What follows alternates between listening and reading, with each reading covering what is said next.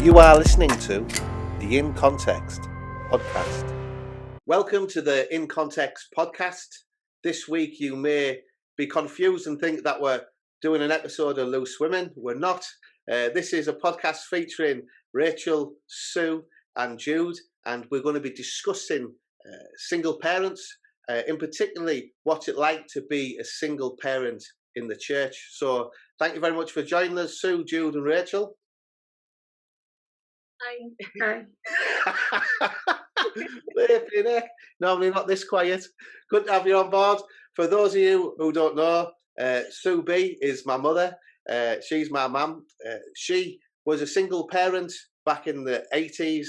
She had a wonderful time because she had two angelic children who were just a total blessing to her and made life so much easier for her. So how did you find it, Mum, growing up in the 80s? Especially being a Christian as a single mum, because you were a first generation Christian. You moved to a council estate which you weren't from, and then the reason you moved there was because you were part of a church, weren't you? So you joined a church as a single mum, didn't you? How was that for you? Hard.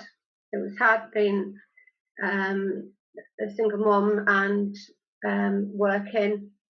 Single mum with two boys, but living somewhere I didn't really want to live, in a sense. I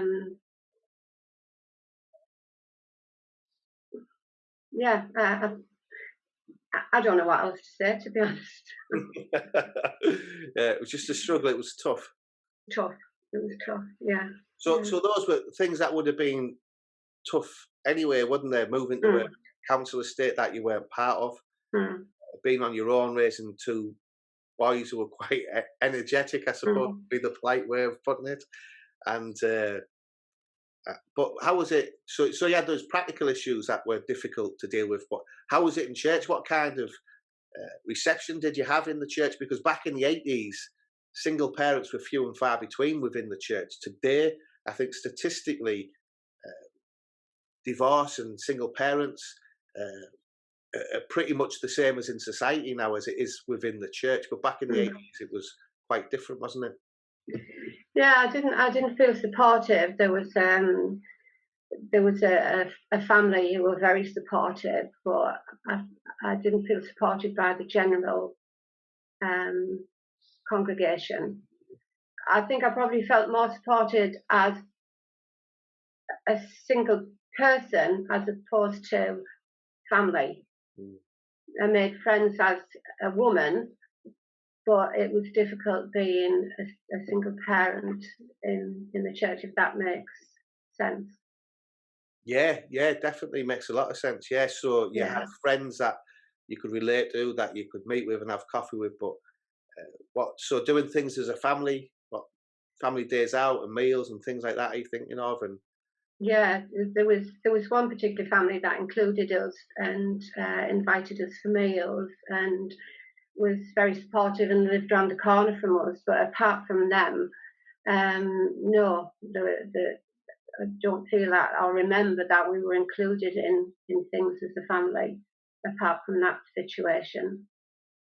And again, that was a church that was on a council estate, but predominantly the majority of people would travel into that council estate. Yeah. So they weren't local to us, whether they were travelling in. But the one family that was on the estate kind of took us under the wing. Yeah, they were really supportive. I don't think without their support and encouragement, it would have. They helped a lot. I think it would have been difficult without them. I probably might not have continued, to be honest. But I see that sort of relationship with Jude and Rachel. And that's lovely to see that Jude is supported in that way. That's how I see it anyway, that what I got from this family, I see you providing, you as a family providing to Jude. That's good. And Rachel, So you were providing support to a single mum. You're not single now. You're married to me. You're a pastor's wife. Well, what was your experience? Because before we were married, you were a single mum, weren't you? What was your experience? Yes, similar to Sue. Very much feeling isolated, feeling alienated. I remember because Hannah was only, tiny, but going into what was the creche, freezing cold, no audio, no nothing, being just really worn out from general looking after a little one. And had it not been for one individual, that couple, who had their own things going on really, but they were very supportive. So sometimes she would come in the creche and just sit with me, couldn't hear anything. In the end, I used to just think, well, I may as well just stay at home and watch songs of praise because I can't hear anything. It was almost stressful going, freezing cold, no heating. And yeah, I just felt very much out on a limb. People felt awkward, didn't know what to kind of say. And yeah, it was like Sue said, it was tough. Yeah, and sort of wider than that, when I'd go to conferences, I felt because being overprotective, maybe I felt this expectation I didn't want Hannah going off to crash situations and things, and I felt like people were looking at me, if she was all over the place. I just felt very, judged, and some of that would have been my own judgments or whatever. It wouldn't have been all them, but very much I did feel from a place of having some kind of friends within the church to this situation. Like a bit of a stigma, and people didn't want to maybe ask me around because I don't know why, but I'm assuming because it was an awkward situation and people just didn't know what to say really. So we've seen that Sue felt socially outside the church, regarding from not as an individual, she had friends, but socially she felt that she didn't fit in as a family. There was one family that took her under her wing, and the biggest problem you had was actually in the church service itself, being in the back, in a little room out the back. So I think the actual church experience for you, Sue, that was pretty good, was it? Just the actual church service. How did you find that? Was that welcoming? It's like what Rachel said. You feel uncomfortable, especially taking two boisterous boys to a service. Are they going to sit quiet? Are they misbehaving? People looking at you? But yeah, I can relate with what you said, Rachel. That sometimes it was easier to think not to go. Yeah. You've made the kind of, not the effort, but you've sort of got there, and then I was sort of going because it was the right thing to do, but then getting there, and then it just, I thought, what's the point just sitting here? I can just sit at home in a heated room. Just not the church service, but obviously everything was geared, house group was geared to evenings, so it meant I couldn't go to them because I couldn't get there. There was no, and sure, that wasn't like, obviously none of these things are deliberate or intentional, but you just, by the default of the way that some churches are set up, you end up being on the fringe because you just can't go to things, you don't have people to look after. I didn't have, my mum and dad were living away at the time, my sister didn't live, I didn't have people I could call upon to go on, so I could go off to a house group, or and often during the day ones were like older people. They wouldn't have wanted necessarily a little one running around. I'd have felt, awkward to go to that. And it was all older people anyway, so I wouldn't have felt comfortable within that. So you just become, just because I think my situation ostracized me without even anyone intentionally doing anything or not doing anything. It was just a setup. And then because I kind of was close to this family anyway, and they had a granddaughter the same age, there was a natural connection there. And so, what, a granddaughter the same age as you? Oh. Sorry, a daughter the same age and a granddaughter the same age as Hannah. And so, yeah, they obviously felt compassion, and would invite me round, or look after Hannah when I was at work. So I was working full time as well. So yeah, I think when you haven't, again, first generation Christian, I didn't have my family, I didn't have Christian brothers and sisters, so yeah, just even though I was wanting some kind of discipleship or whatever, it just wasn't there, because purely couldn't access anything. So similar, maybe without that family just encouraging me, and different point. If I was had something on my mind or something had gone on in the middle of the night, I could ring them.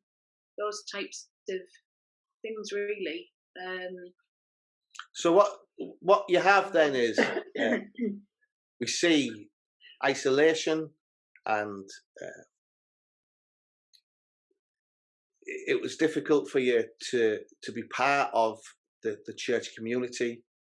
There was like one family for both of you that took you under your wings. For you, Sue, there was a family that lived locally who took you into the home and made you feel welcome. But the wider church meant that you didn't really fit in. And then the same with you, Rachel. And from what it sounds like is geography plays a part, because the majority of people in the church lived a couple of miles away. The family that you were associating with lived just a couple of streets away. But also the way the church was set up just wasn't geared to provide the support that was needed to single parents, whether it was the times of meetings or the types of meetings that they had. So that was back in the 80s, and then the early 2000s for you, Rachel. Has things changed? Have you got a similar story, Jude, or have things been different for you? Oh no, things have been really different for me. Yeah, I was part of New Life Church when I became a single mum. I moved over and lived moved locally to the church, and I just had a completely different experience. I think the way our church is set up helps. There's not just families. There's single people, and older people. There's a whole sort of a range of families, single people, older people, isn't there? So I think that helps. And also everybody in our church has just been so supportive, and yeah, just a completely different experience. I've never, obviously you feel isolated because you're a single parent. That comes with feeling isolated at times. Obviously that's part of, I think, being a single parent, but I've never felt on my own. I've never felt alone at all. I've just felt completely included in the church. And just little examples, like I remember when we could have Bible study, and obviously I couldn't, having 3 quite young children, I couldn't get out in the evening, and so we started having it here. And I think because we're a smaller church, we're able to do that. Obviously in a bigger church it might be difficult, but that was amazing for me, just to be able to to be able to have Bible study here and for the children to be a part of it. And like I remember at Christmas, I think it was the first Christmas I was on my own, and you invited me, Sue. I think you remember on Christmas Day. It was the first like Christmas Day that I hadn't had the children, and so we went to Sue's for tea, and then back to your house, Rachel and Ian, and I slept over and things like that. I mean, they're just invaluable, really. It like makes a massive difference for me. So I've had a completely different experience of it. Yeah, and I'm so grateful for, I feel really grateful because I know it's quite unique, really. I don't think many people would have the experience that I've had. I don't want to risk us trying to put this out to say, aren't we brilliant? Oh, no, completely. But I think one of the benefits we've had as a church is the pastor's been raised by a single parent. His wife was a single parent, and his mum, who is a member of the church, has also been a single parent. So we've got a lot of understanding of things that were done badly, so we can try and address those problems. The church was birthed out of 68.5, which was a charity which worked with fatherless children and supported lone parents. And so because of that, the ethos of the church was already based on Psalm 68 verse 5 about being a father to the fatherless and a defender of the widows. So that was something very much in the heart of the church and the ethos of the church when it was planted. So I think having a ministry that was already reaching single parents and fatherless children has a massive benefit, doesn't it, to keeping that ethos going throughout the church. Plus, we live in a matriarchal society, so some of our estates are 60% lone parent households, predominantly women. So even our community, because we all live in the same community within walking distance of one another, that means that, again, we're all part of the same community. It's a lot of the activities we do are relational and community based anyway. So a lot of churches aren't geared that way, especially for people like drive-in churches. So it's harder to replicate that. So we're not here today to say we are perfect, you've got everything wrong. What we're trying to say is we've learned through personal experience, plus also making mistakes ourselves as a church. Because as a church, we're not perfect, are we, Jude? So what are some of the obstacles or difficulties you've faced within a church that, even though we are geared to support lone parents, what obstacles do you still find?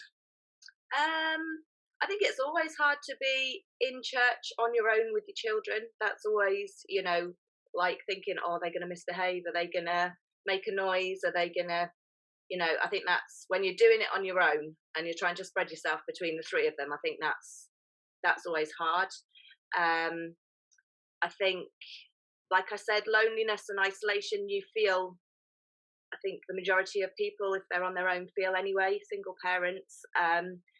And I think the biggest thing for me that I've learned is that the church can't replace what I've lost. The church can't heal all your pain. It's only Jesus can do that. And I think people continually pointing you to Jesus, that's vital, isn't it? He's the only one that when you're on your own, you cry out to him, don't you? And he's the only one that can sort of heal that inner pain. So I think that's that's what I've learned as well, that the church can't be your savior. Only Jesus can do that. So awesome. Yeah, that is so true. And we can look at some of the churches that aren't geared up to support single parents. Like we say, back in the 80s, it was very few and far between that you would have maybe one single parent. Now, like we say, I think statistics show that there's a lot of lone parents in churches. And I want to be clear that lone parents aren't just through separation or divorce or abandonment. We have people are lone parents for numerous reasons. Husbands or wives might work away. There's refugees who've come into the country and had to leave husbands or wives in another country. There's people who have been imprisoned, and like you say, people that become lone parents because of death. So the stereotype of single parents is terrible. I think that the country portrays that there's just one type of single parent. There's so many different reasons for people bringing children up on their own, and each reason means that there's different problems and different areas of pain that needs addressing for both the child and for the parent. So we are by no means experts, but I think we gear ourselves up to protect parents and to provide support for them. And I think the danger that we have as a church, Rachel mentioned it earlier before we came on air, was treating people like projects. You just mentioned there, Jude, that the greatest thing we can do is point you to Jesus. But so often we're tempted to be the saviour as a church and to fix problems and treat you as a project. Not you in particular, Jude, but I think Christians in general often struggle with this Messiah complex. And have you come across that, Rachel, yourself, when people were trying to support you? And have you even had the temptation to replace Jesus yourself when helping others? Yeah, I think it's never a position that you want to make someone feel like you say, like they are a project. But you obviously, because often these things are motivated out of love and compassion. They don't come from a place of malice. But you can end up almost, you can become just the different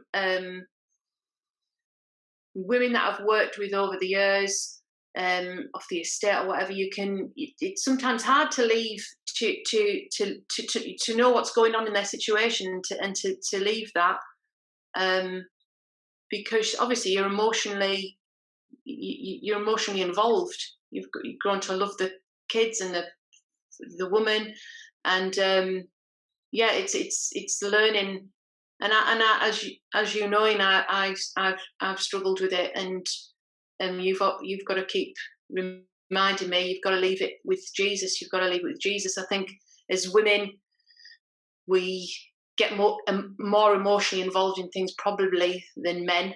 Men find it easier not to switch off, not to detach, but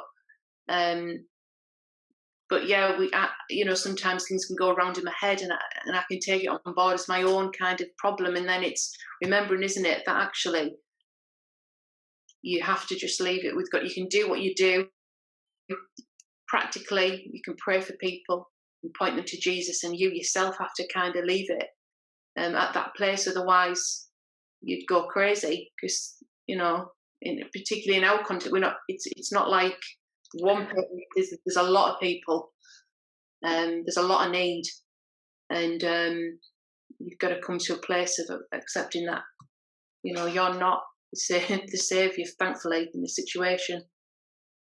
Jesus is. And again, I think we've mentioned that churches have failed lone parents and lone parent families. But I think the biggest problem has been lack of preparedness, lack of awareness, or a bit like last year with the pandemic, where we weren't prepared for a pandemic. So we spent the first couple of months struggling to get PPE and ventilators, whereas if we'd have already been geared up for a pandemic, we'd have had these things in reserve. We could have dealt with the issue sooner. Whereas I think a lot of churches, because they don't have a certain demographic within the church, they don't prepare for them coming. So even if we get a refugee turn up or someone who's homeless, we're like, what do we do? We're not prepared. Whereas I think if as churches we are more geared up, we already have services that are child friendly and lone parent family friendly, and we have times of events fitted around different people so they can attend if they've got young children and they've got nobody to look after them. We can have some things to prepare us as a church to welcome lone parents families in, even if they're not already in our churches, rather than struggling once somebody turns up to try and start something brand new. Very rarely do we find that the response is badly? It's an individual or a church's response to the lone parent that is bad, but it does happen, doesn't it? Can you give any examples of how people have discriminated against you because of your status of being a lone parent? Well, just as I say, when what distinctly I remember is when I went to that particular conference, and all the kids were in that group, and I didn't want her going in. That was my prerogative. Didn't want her going in that group, and they were saying, "Well, where's your husband? He should be here looking. You know, why can't?" Because Was this a women's conference that you were at? Sorry, no, for anyone, Right. like a family conference, family. So obviously so one of them would sit, and she did, and the other one would take them into the and and sit with them and for a little while and see if they settle. But I didn't want to do that, so I had her with me, and she wasn't even being a problem or whatever. But this person was saying, where's your husband? He needs to be. And I said, oh no, it's not possible. I'm here myself. What do you mean you're here? And it was just a big awkward situation. And I just wanted to get out of there. I just thought, I just don't. I looked around and no one, there may have been, but it felt like nobody was in my position. Even the way that these so-called family conferences sometimes are set up, it's got a mum and dad and 2 kids. That's what it's geared up for, potentially. That when they say family, it was just, I just felt really, that's supposed to be my Saturday where I'm supposed to go, and not only me is supposed to be my time with God, but my daughter. It was just an awful, that like kind of framed. It kind of had it positive as well, though, because it kind of framed me in terms of, I knew that I'd never ever do that. I probably wouldn't have ever done that anyway, but I was very, very conscious I was never going to do that. Make someone feel that they weren't to be accepted or part of something because they didn't fit what the expectation or whatever. And there's lots of little instances, but that's like a main one, I would say. That's enough, really, isn't it? I mean, even if that was the only incident, awful for someone to press that discussion with you and not just leave it when you give the first answer. But Sue, anything for you? Did you relate to anything Rachel said? Yeah, I mean, what I was, yes, I can relate to that, but what I was thinking of was how the boys were discriminated against, not included in things, whereas the other children could have been because they were in a family. There's one instance that I can think of, but I'm not going to particularly say what it was, but yeah, they were just as valuable as the other children in the church. I found that really hard. Yeah. What about you, Jude? I mean, I haven't got any. There's never been a situation like that for me. I think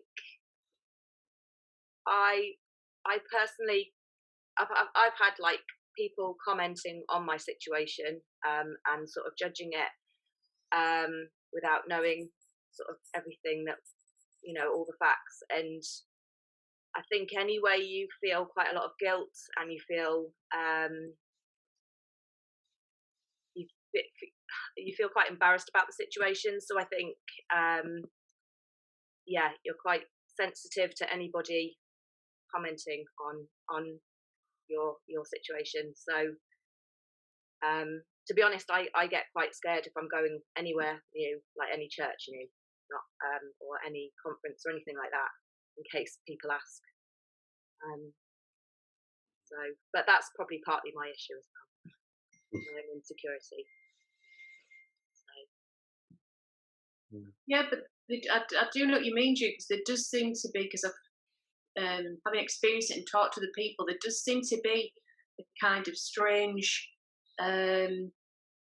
people have this almost, feel they have this right to ask questions in which they wouldn't maybe do in another situation. You know, trying to pin you down, what's happened, what, you know, like it's just not what you would do in a normal situation. And yet you do have these people come up to you, and you know, we're talking about individuals in church who question you, and it already makes what is a really, like you say, and it's not, they're not questioning you because that what comes across as concern. It comes across as judgment, and they're going to recommend this, that, and the other. And it is strange. It is strange. I don't know if it's a power thing. I don't know what it is, but it definitely happens. Yeah. So we see churches aren't geared up to. They're not geared up to support lone parents or the families. We see churches that maybe have a heart to serve lone parents, but then are looking too practically and not spiritually. And I think when we mentioned briefly about the temptation to treat people as projects and to look to serve their practical needs, which is good, which is essential, and is what we should be doing, but not at the expense of the discipleship, because ultimately, like Jude said, what people need is Jesus. So what has discipleship been like for you as single parents? How has that looked, and has it been what you needed? Would you have liked to have progressed further, but you were limited to because of your situation? Because we often see single parents in the workplace. We see them getting careers. You were a nurse, Sue, as a single parent, and then Rachel, you were managing a social services department as a single parent. But we don't often see single parents excelling in Christian ministry. Why do you think that is? I think there's been again, just the stigma. People haven't kind of wanted to approach people anyway. So single people have been overlooked purely on the basis that they are single mothers. I can only speak for single mothers. I don't know if it's happened. Perhaps it's happened to single dads. You know, as if it feels like as if they would not have the kind of experience to deal with certain things, and because they're not in a family, then that doesn't fit the model of what has to be. And so you know, I know people that are in positions that have been questioned, directly questioned about, well, why do you think it's your place as a single mum to be given this platform or whatever. I know of those people. Yeah, I think 20 Schemes do a discussion on that topic, don't they? Is that the person you were thinking of? I think, yeah, and well, and you know, one or two that have said that, you know, the people are fine, sort of, you know, they see someone speaking at a women's conference, and it's all good biblical stuff, and then they kind of find out that they're a single parent, and then all of a sudden they've got a different slant on them, and they feel then they go up to them and start questioning about what it's all about, which is just terrible. So I don't know if people just overlook people in the first place, and then they think it's too much, you know, that's too much to deal with.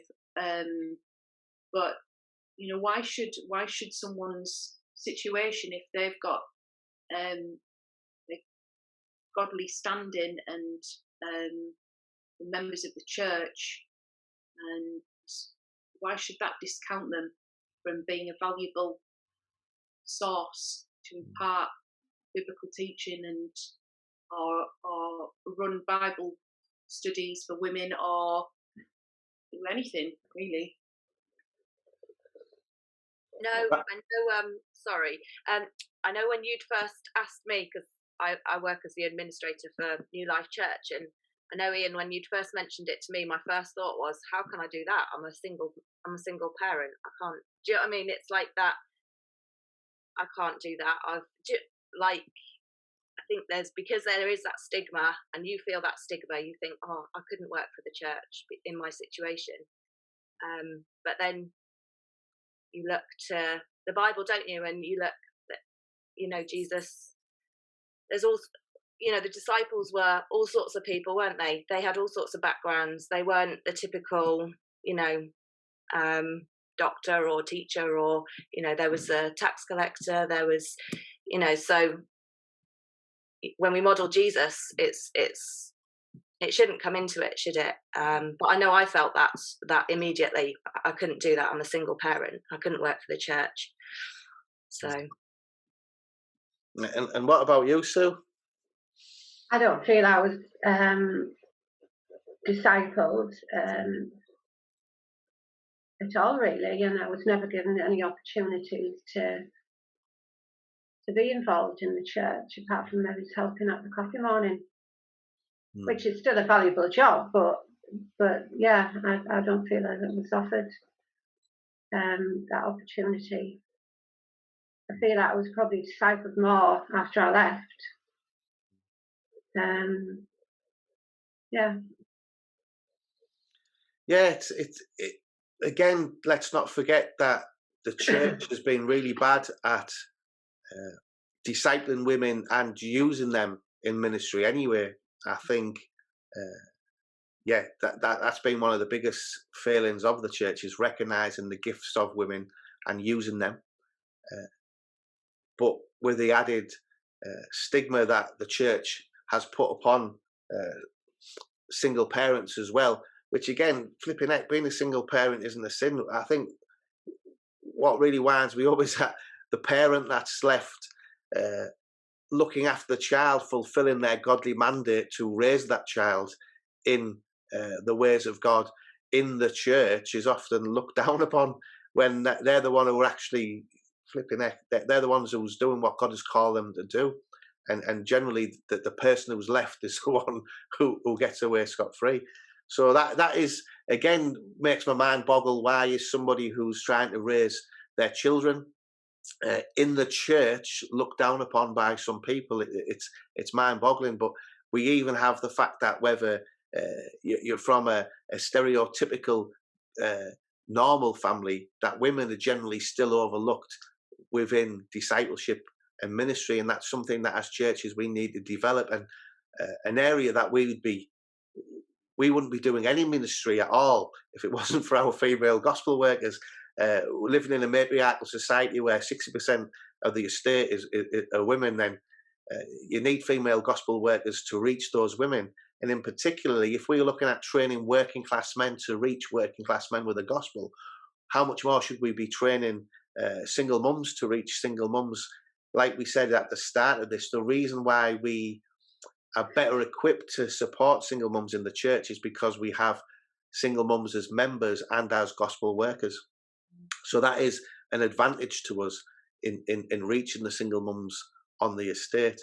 But what obstacles do the church, because the church has made mistakes, individuals have made mistakes, and we do need to up our game as churches and as Christians.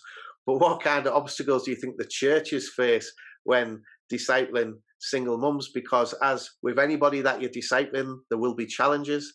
Can you think of some obstacles that you might have faced, and now you're in a different situation? Do you have any empathy towards the churches who struggled to disciple you in the past? We'll ask that question firstly to you, Sue. As an older person, I don't want to be too hard on how I felt that I wasn't discipled or included and whatever, because a lot of the church were older, and now as an older person myself, there's not a lot I can do to help and encourage on a physical level. So maybe these other people physically couldn't do it, or they have their own problems or whatever. But yeah, I can't do much to help the single parents on a physical level, but I can encourage them by praying for them and being there as an emotional support as well as a spiritual support. So it depends on what you're able to do as well, individually. What kind of obstacles do you think you might have put in the way of people who have tried to help you as a single mum? What kind of... Sorry. Yeah, I've been very defensive. As we were saying earlier, as mums especially, we like the lioness with our children, aren't we? So maybe if people had tried to have helped, I would see it as a criticism as opposed to as loving help, because I didn't want people criticising my children, even though they might have been doing it with the right heart. I put barriers up, possibly. And if people haven't been in that position as being a single parent, maybe they just don't know how to help you or how to deal with the situation.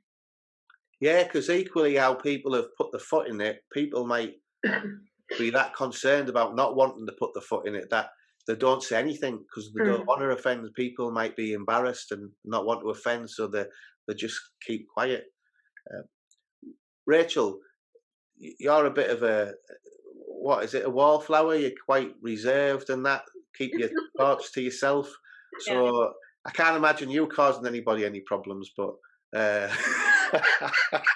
can you see how maybe when people have tried to help you in the past, or that you might have put some obstacles in the way, what difficulties might you have presented people?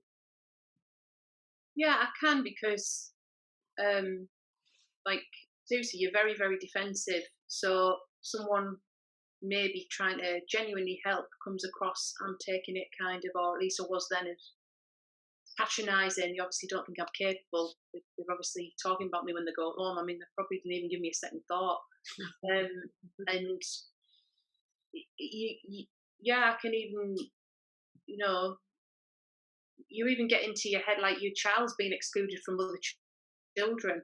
Like, I remember that incident, Ian, when them kids were doing ring of roses at church, at our church, the church we were going to, and Hannah was trying to get in the group.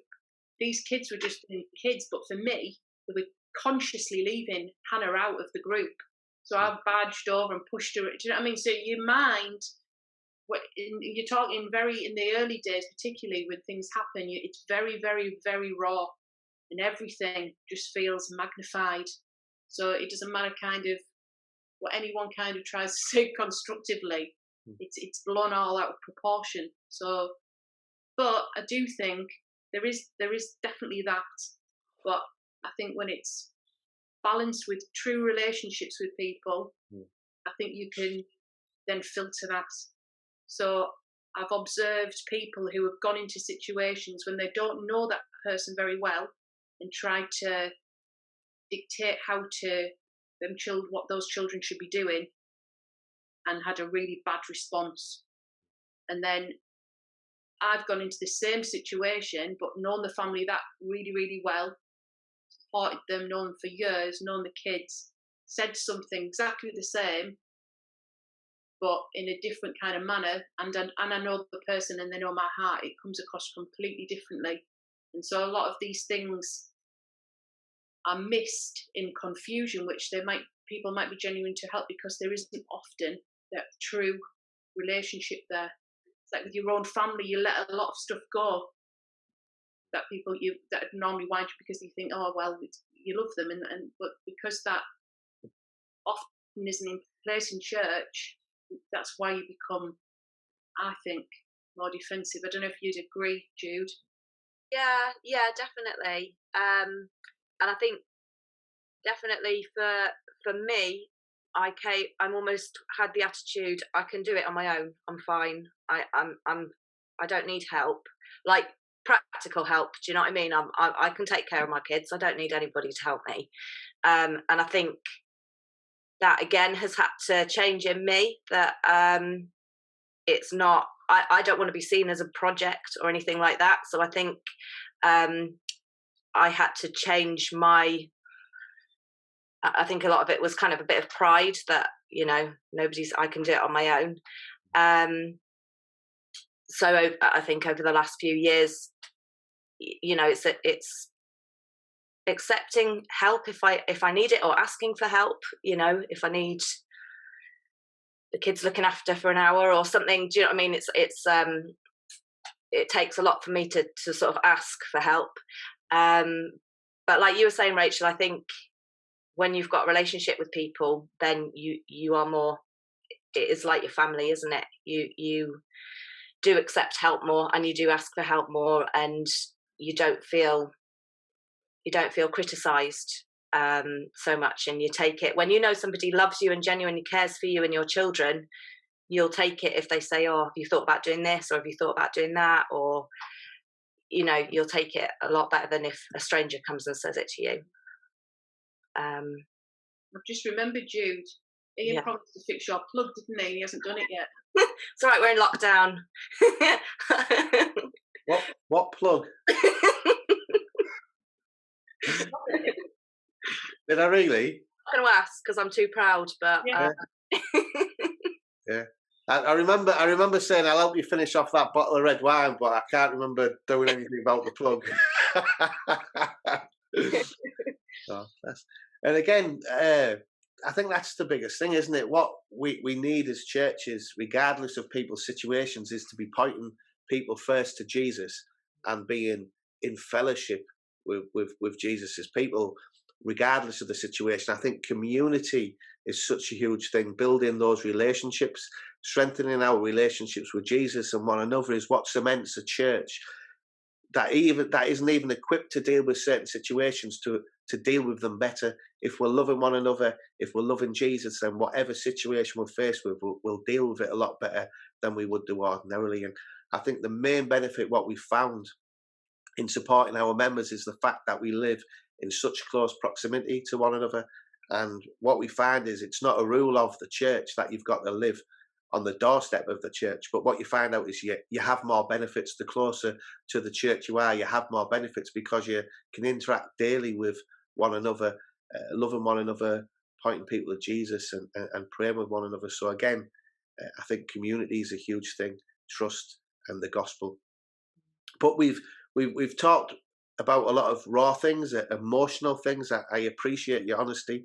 Thanks very much for your time and sharing.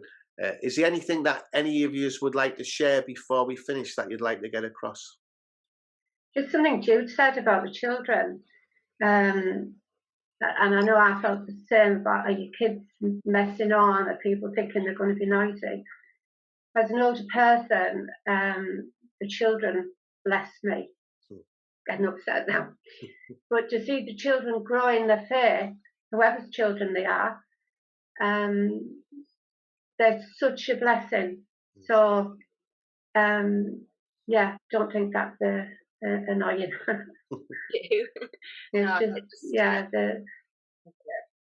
Just seeing the children pray, or knowing that they all have their own Bibles. It's just such a blessing, children in churches, which I maybe didn't see as a single parent, that people might have seen you and Andrew like that. But, you know, as an older person now, they're amazing. Yeah, and I think just going on from that to say about children, we've talked obviously about how our feelings as single parents, and then just touching on, I think as churches, understanding that for kids brought up in single parenthood to feel we want to feel part of a family, but they do too. They're already feeling potentially like everyone's in a different situation to me, or you know, they've got it all right there, but we maybe haven't. And so how do we as a church support not just us but the children of these families to feel inclusive and included and not ostracized? Which almost sets us up perfectly for our next podcast, which we're going to be looking at God being a father to the fatherless and how we can support children in the church who are being raised by lone parent families. Well, thanks very much for joining us, and thank you for listening to the In Context podcast.